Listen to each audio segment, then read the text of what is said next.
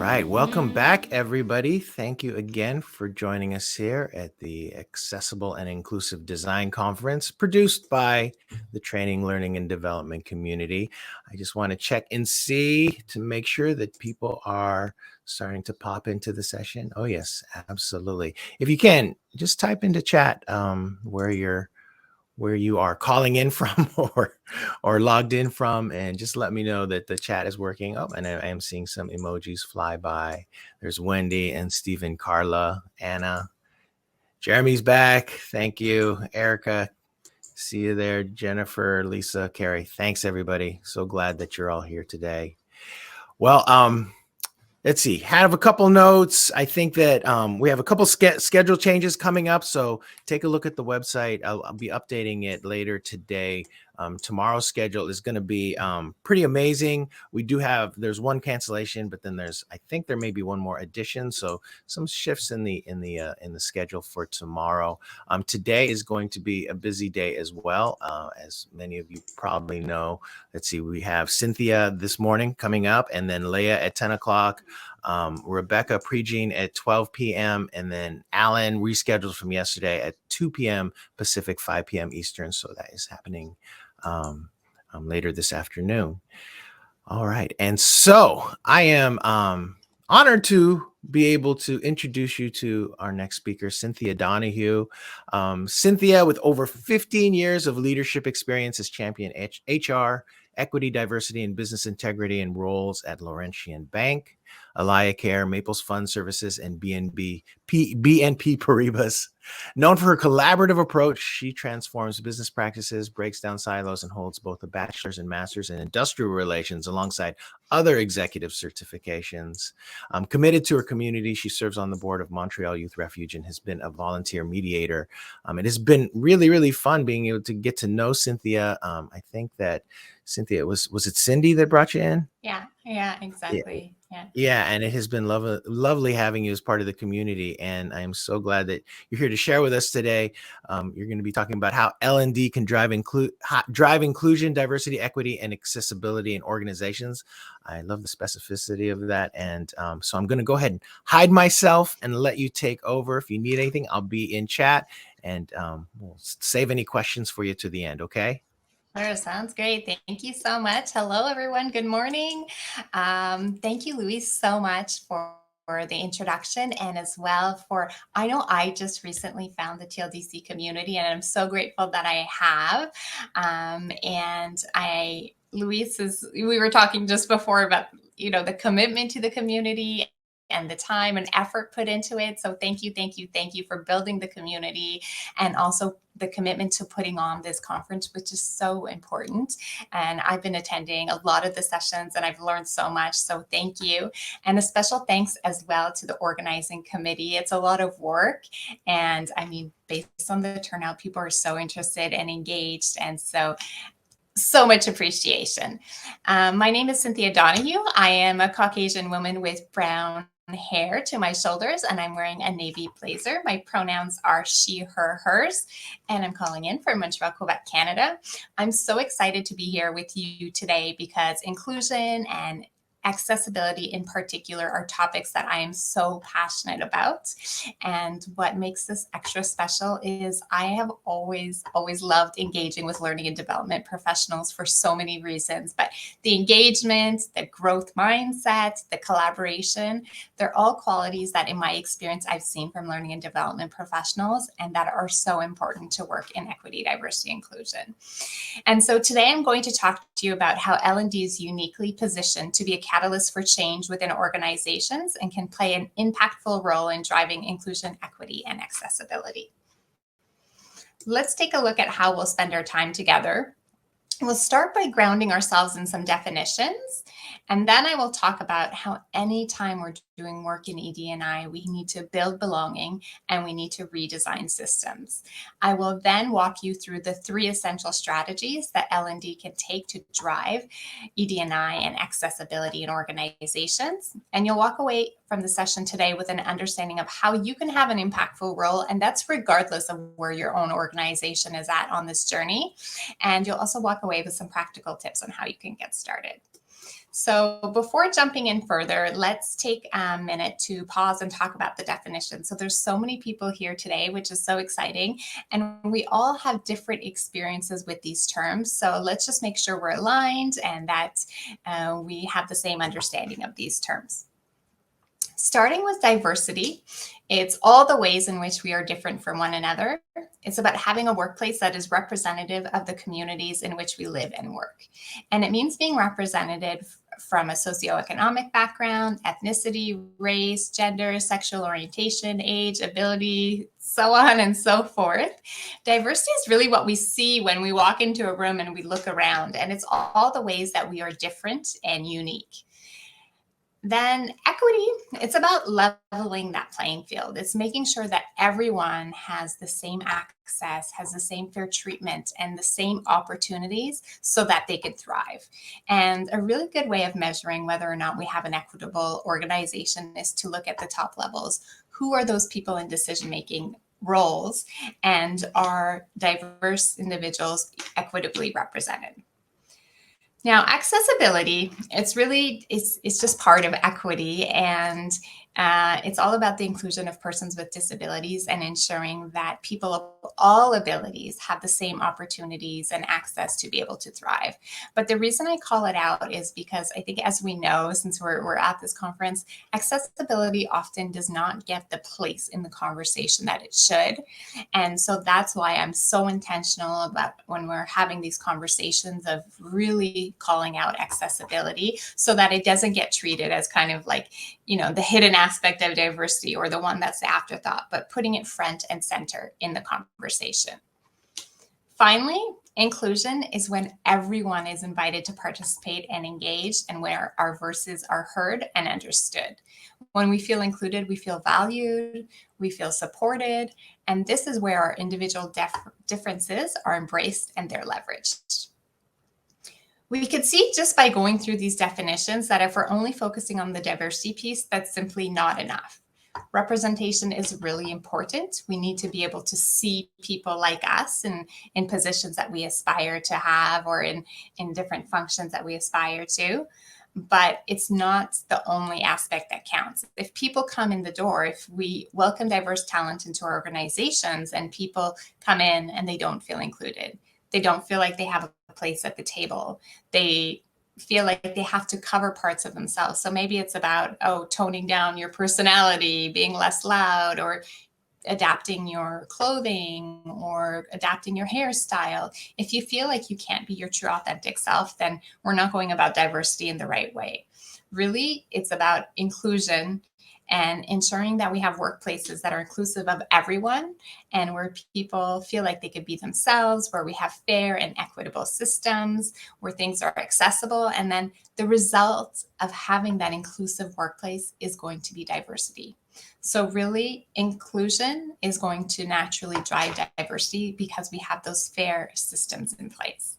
So I've worked at both types of organizations, some where I felt really included and some where I felt maybe a little bit less included. And so an organization that I worked for had this unwavering commitment to a respectful and fair workplace. And so this was about 10 years ago. And at the time, there wasn't this huge focus on diversity. But the outcome of the culture was that there was a fairly diverse workforce, and at all levels of the organization. Because naturally, the systems were designed to be fair. People felt included. They felt like they could be themselves. And I think of significant importance is that overall, people just felt like they were fairly treated. And so for me, what that meant is, I felt like I could be silly. I felt like I could be, all versions of myself in the workplace. I felt like my voice was heard, that it was valued. And until I worked for this organization, I didn't really understand what it meant to feel such a strong sense of belonging and commitment and loyalty to an organization. And I wasn't the only one. The company had very low turnover, which we know is so meaningful and all organizations strive for. And just as an indicator, we had so many family members and so many friends, because people would refer their loved ones because they wanted them to have that same workplace experience as everyone. And so that was, a place where they focused on that kind of fair treatment, inclusion piece, and the outcome was diversity. I've also worked at another organization where I didn't feel so included. And the organization didn't have sophisticated processes and systems in place. And the outcome of that was inequitable outcomes for individuals. So it valued more conforming to the organizational culture. And it didn't necessarily value everyone kind of bringing their diverse experiences, regardless of the background. The culture was almost, I want to say, a little bit like cult like. You wear the company gear, you play ping pong in the office, you have beer and pizza on Fridays. And it was really about conforming to that culture as opposed to kind of everyone bringing their full selves to the workplace. And for me, I didn't feel like I was included or that I could bring kind of all parts of myself. I felt like I could bring the parts of myself that aligned with that organizational culture. And so for me, it wasn't a values alignment. And the result was that the company had like a lot of complaints about equity and a lot of turnover. And so that goes to show that even if there's a focus on maybe diversity, if you don't have those building blocks in place, it's problematic. And this is what a lot of organizations, the position that a lot of organizations found themselves in 2020. So immense pressure from employees, employee expectations to talk about issues of diversity and equity and social justice in the workplace. And all these companies went out and hired these chief diversity officers who, a lot of them, those positions have since been abolished, but it was kind of this race to saying, oh, we have to talk about diversity, we have to talk about these issues. But they didn't have the other fundamental pieces in place to make this work successful. And so for me, this really emphasizes the need to focus on the place of inclusion and focus on our systems that have to be fair and equitable. And it's inclusive practices and inclusive workplace behaviors that in turn are going to make diversity come to life and make it sustainable. And so when thinking about inclusion work, I often like to kind of flip it on its head and talk about exclusion. And actually, just before we were starting, Louise was asking me, what's your why? And for me, it's all about inclusion. But I think everyone deserves to feel included. And I think we can also sometimes more easily relate to feelings of exclusion. So everyone in their life has had an experience where they felt excluded. I know I had this group of high school friends who would invite me sometimes, not invite me all the time, or, it could be an experience that we had in the workplace where we weren't invited to that meeting that we thought we should have been invited to. So it's easy for people to relate to that exclusion piece. And we all have the best intentions for inclusion, but we come at things with our own lenses from our own experiences, our own backgrounds, which is filled with unconscious bias. And we make assumptions and decisions that, inadvertently, without intention, end up excluding individuals. So if we're honest about exclusion, and we take an intentional look at who are the individuals that we are excluding, that's what's going to allow us to be even more inclusive. So for me, I kind of consider it as, let's start from a place of inclusion and use that exclusion lens as a sort of kind of check and balance on, okay, are there people that we're unintentionally leaving out?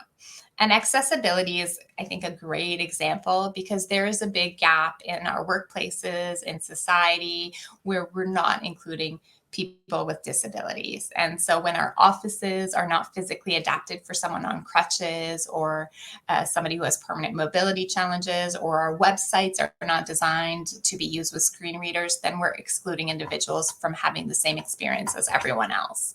And so that's the advice I have in terms of, how can we make people relate to this work? And I think it's tying it to that exclusion piece can be really meaningful and powerful. So now that we're on the same page with regard to all of these definitions, diversity, equity, accessibility, inclusion, let's talk about belonging. And so now's the time that I would love to make sure everyone, especially those West Coast people, are awake and with us. I would love to hear from the group about, what does belonging mean to you? Is it, it could be 1, 2, 3, 4, 5 words, but what does belonging mean to you? I invite you to put it in the chat.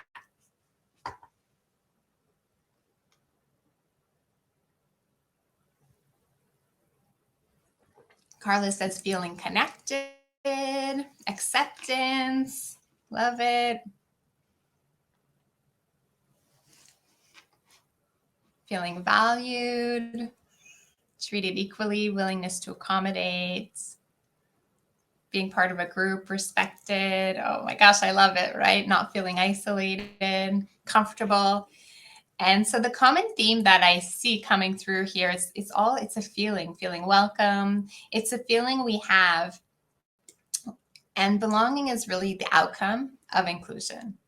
It's feeling accepted, needed, valued. It's really when we can be our true authentic selves, as we see in the chat, being seen and heard, being asked, being part of the conversation. People value what we have to say. And it's really being embraced for who we are and in our full selves. And belonging is a fundamental human need that we all have. I read something interesting recently that said that the pain we feel when we have social pain, so pain associated with feeling excluded, feeling like we don't belong, is exactly the same as physical pain. So our brains cannot process the difference between the two types of pains. And to me, that just speaks to the importance of it, that it is a human need that we all have. So beyond that, why are we talking about belonging? Well, it's also so important to organizational outcomes. And I put forward to you that anytime we're working on ED&I, we need two key components that have to be there. And the first one that I'm going to talk to you about is that we need to build belonging. So let's talk about why. For starters, belonging is the highest driver of employee engagement. So the number one driver of employee engagement is belonging. And 91% of employees who feel like they belong are engaged. Versus employees who do not feel like they belong, only 20% of those employees feel engaged.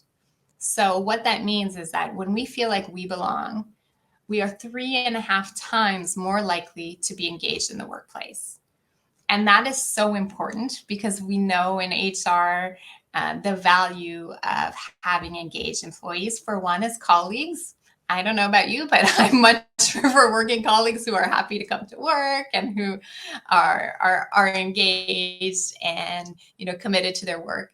But engaged employees, they work harder. They take on extra responsibilities. They go above and beyond. They solve problems, get along well with others. And so there's so many benefits to having engaged employees.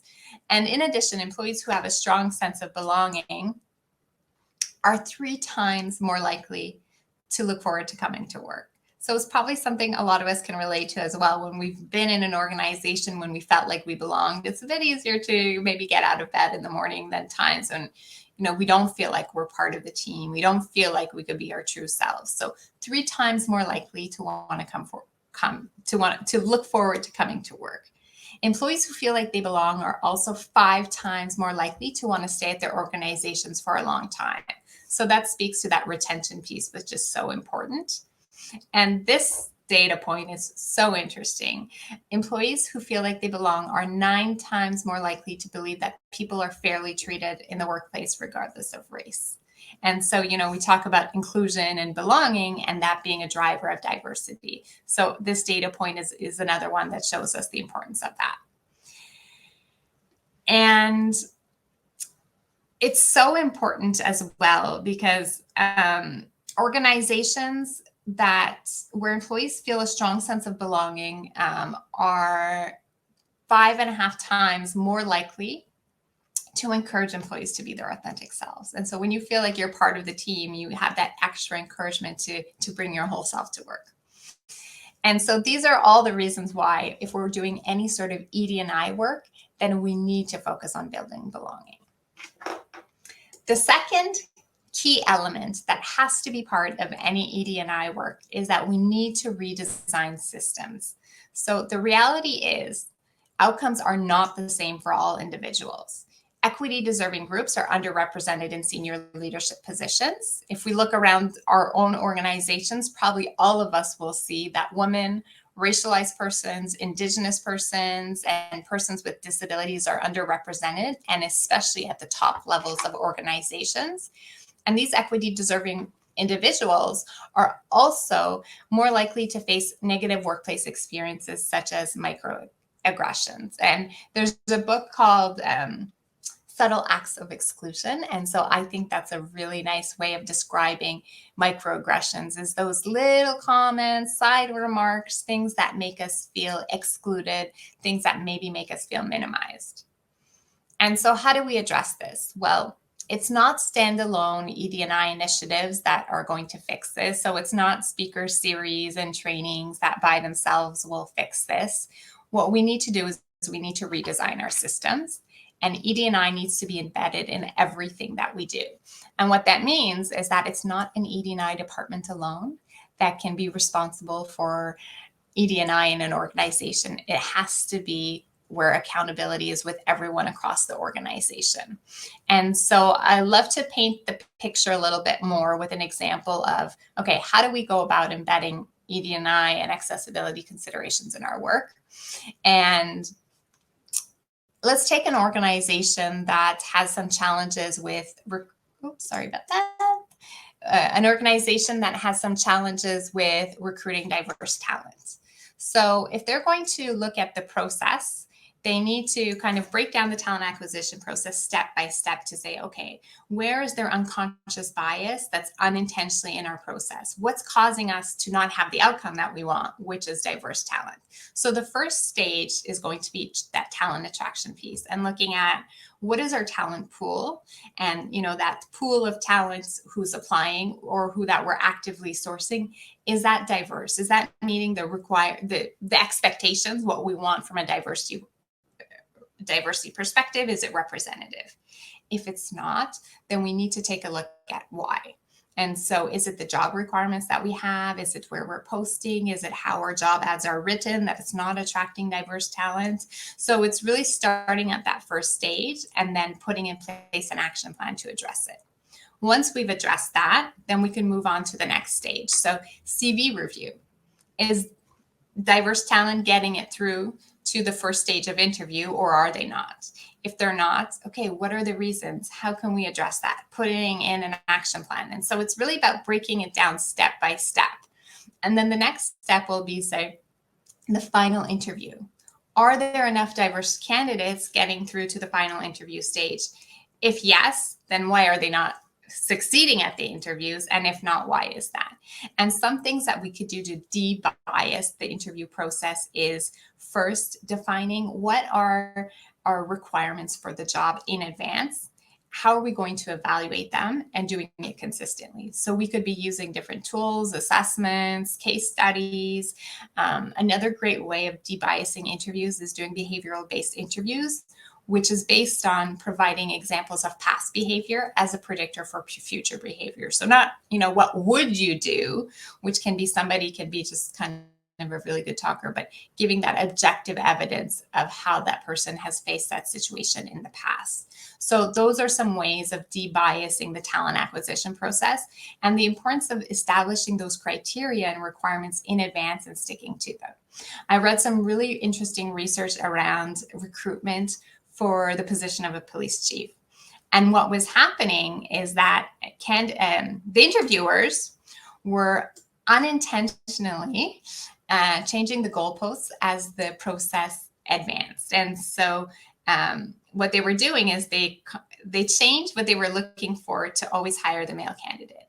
And so if the male candidate had really strong street smarts and the female candidate had very strong educational background, they would say, hey, we really need those street smarts, and hire the male candidate.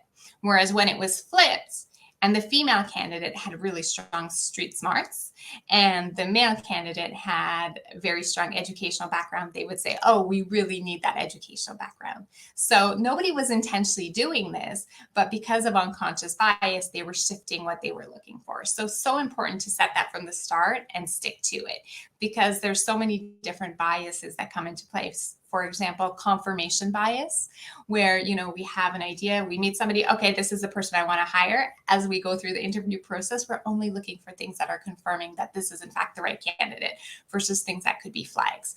Or the like me bias. I mean, we're not, no one's immune to it, but we tend to connect more easily with somebody who maybe has a common experience as us, maybe went to the same school as us, has a similar upbringing from us, and it could cause us to make decisions in our interview process that are not objective. So that's just an example of one process and redesigning the system and breaking it down step by step. But we really need to do this for all of our processes. And so what does that look like? It means really making sure that we have those accessibility, inclusion, diversity expectations from the start. So it can mean looking at our procurement process to see, are we unintentionally excluding diverse suppliers? And if so, why? Is it our payment terms? Is it our evaluation criteria? Looking at, for example, who are we designing for when we're designing products? So it goes on and on. All that to say, everyone in organizations have to be accountable. And that is the only way that we can make this work successful. So now that I've covered those two essentials that have to be part of any ED&I strategy, let's take some time and talk about what are the things that you as the L&D can do to help drive this forward and help move the needle. So I'll talk about 3 essential strategies.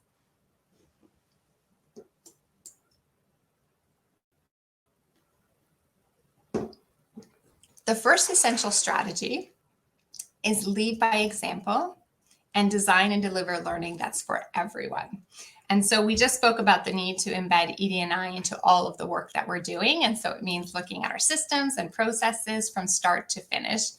From an L&D perspective, what does that look like? It means looking at the ADDIE model, analysis, design, development, implementation, evaluation, and ensuring that we have those ED&I considerations embedded. And I've heard it through the conference, and I will repeat it again, but it's so important that we're embedding those considerations from the start and it's what we call inclusive design, right? So we have them from the start. It's not like a consideration that we're adding on after the fact. And I could give you maybe a really good example of where adding it on after is not effective. So when I got into the accessibility work, I said, okay, I'm going to start making my documents accessible. And I thought, oh my gosh, how am I going to get started? This is overwhelming. It's so much work. It's going to take so much time. I had all those common concerns that everyone has, but I thought, okay, I have to lead by example. I need to do it. And once I got into it, it was so easy. Honestly, like I was blown away with how easy it was. And now I just do it automatically. And I'm just thinking of this document. I made this really nice document. It was a really long document, but the formatting, it was so wonky because I just had formatted it to make it look a certain way and to make sure the alignment, it was so wonky. For me to make that document accessible was a nightmare. It was so challenging. So trying to do that from the back end was really painful. But now when I make my documents, I just have those considerations from the start of like, is this accessible? Okay, what are the colors I'm choosing? How am I formatting this? Am I using, I stopped using tables to format text, use text boxes and all the different tricks that we can use. But the result is also that my documents are cleaner, they're crisper. I don't have all this wonky formatting. And so when you're able to do it from the start and be inclusive by design, it's really more effective than trying to add it on at the end. And so how do we go about doing this work if it's something we're just getting started with? Because like me, in the example of formatting documents, you may think, okay, this is overwhelming. I don't know how to get started. Well, I've put together some questions that can help just kind of the reflection piece of it all. And it's, are we designing and delivering content in a way that everyone can see themselves? Who are we inadvertently excluding? Are we representing different points of view from individuals of different backgrounds? Are we avoiding stereotypes and bias? Are we using plain language? I'm looking forward to the plain language session so that everyone can understand.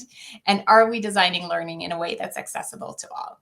So these are just some questions to start your reflection, but really what I suggest is that you make yourself a checklist. And so all of the sessions throughout the conference I have found to be so helpful, and like so many tidbits of information. And so you can go back, watch the videos, or take your notes and make your own checklist of what are the quick wins, what are the must-haves that we're going to do for all of our work, and then maybe some aspirational ones as well.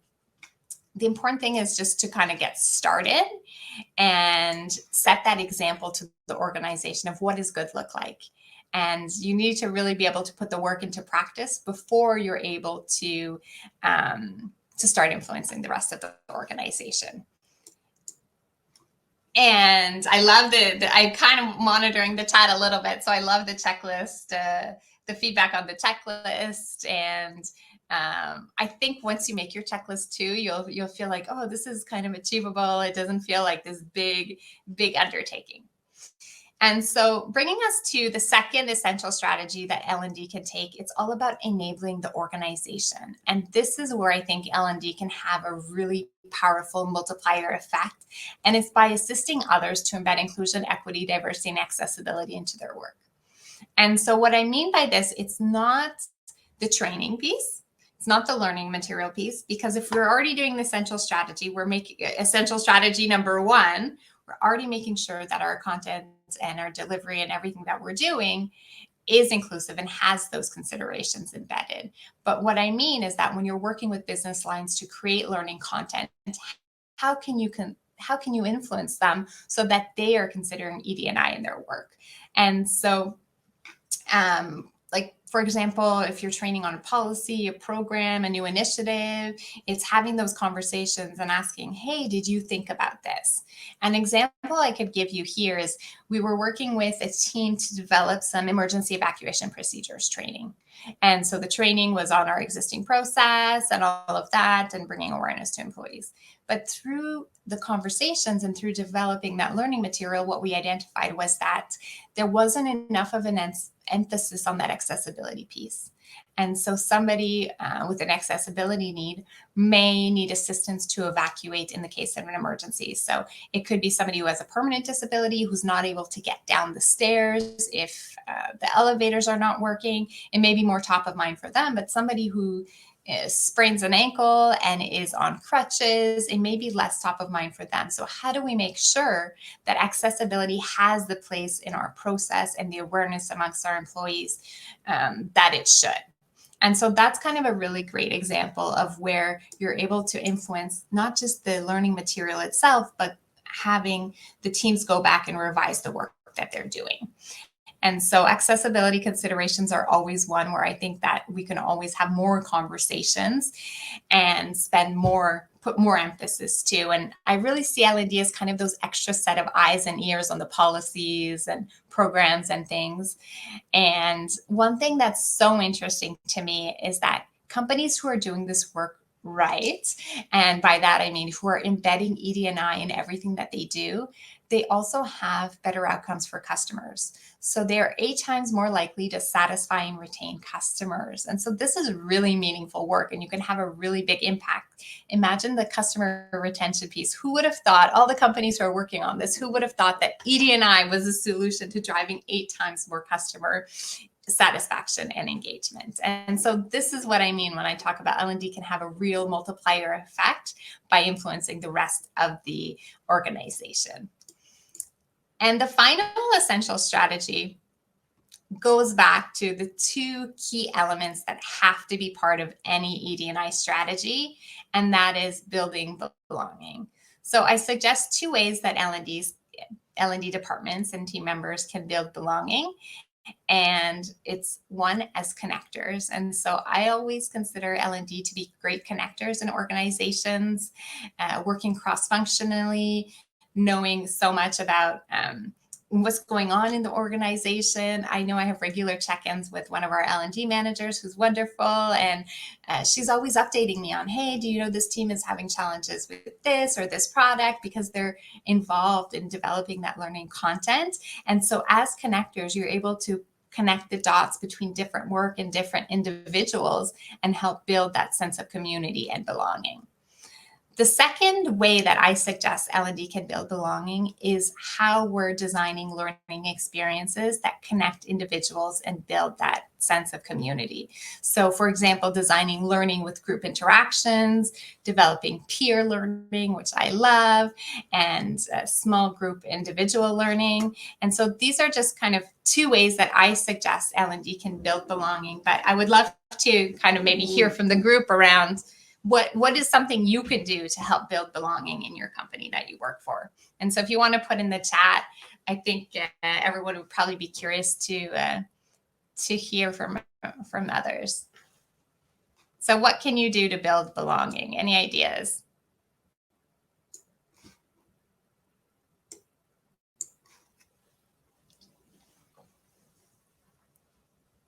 Icebreakers to help people learn about one another. Love that. Making that kind of personal connection.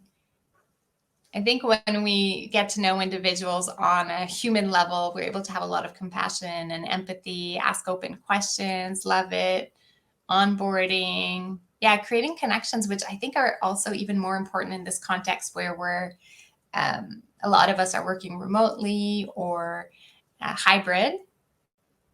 Check-ins, love it. Active listening. So all of these are really inclusive practices and things that we can all do in our organizations to help build belonging. And so thank you so much for sharing. And so now's the time before I make any sort of like concluding remarks, and I would love to take any questions if there are any, and then we'll wrap up. Do you have any advice on what to do if we are facing resistance? Yeah, I think that's a great question and a really pragmatic one. And because we're all going to face resistance in doing this work. And so the way that I like to go about doing it is I would have maybe two pieces of advice. First, it's all about the approach. And I really believe in meeting people where they're at. And so through the different sessions, we were talking about web accessibility standards. Somebody who's entirely new to it, if we tell them, hey, you got to get to AAA level, it's going to be overwhelming. It's going to be too much. But likely they could get to A, then AA. And so it's really about meeting people where they're at and the approach that we're taking. So do they feel like we're helping to empower them? Do they feel like we're helping to collaborate them versus, oh, we're schooling them, we're telling them that they have a gap or something like that. So it's all about kind of the approach and meeting people where they're at. And the second point of advice that I would have is, and this is how I go about doing it, it's really focusing our energy where we're getting results. And so we're always going to face people who either they don't believe in it or they do, but they don't feel like they're able to take it on. Maybe they feel like it's extra work. And so if we're putting our energy where we're getting results, it's going to make us feel better. We're going to thrive off that positive energy. And also it'll help us build momentum in our organizations. And then the people who are kind of the resistors will eventually have to get on board. So great question. And I think it's a real one because we're all going to face resistance at some point in doing this work. So let's see if there's any more questions, faculty. I love the Kalila, what you've shared. So I don't think there's any more questions for now. But yeah, Luis, no other questions? No, I'm not seeing any other questions. Okay. Let's see, I'm not seeing anything in the QA, but what a wonderful session. Thank you so much. I mean, this one was a fantastic way to start the day. I am wondering though, I mean, do you have any advice on how to measure any results? Well, maybe it's just keeping track. Like for example, I mean, you always have the representation numbers, but that's not telling the full picture of the story. And so I think it really depends on what's the work that you're doing. So if you can paint the picture of, okay, well, we worked with this team. I think a lot of it's anecdotal of how did we debias our process? How do we add in these considerations? I think that's the biggest measure, right? Because the results will follow, but there'll be a lagging indicator. Excellent. Yes. Thank you. Thank you. All right. Let's see. Anybody else? I think that's it. Okay. Cynthia, Well, so wonderful. It was so great having you here. It was really great to meet Yeah, you, and and I'm so glad you were part of the event.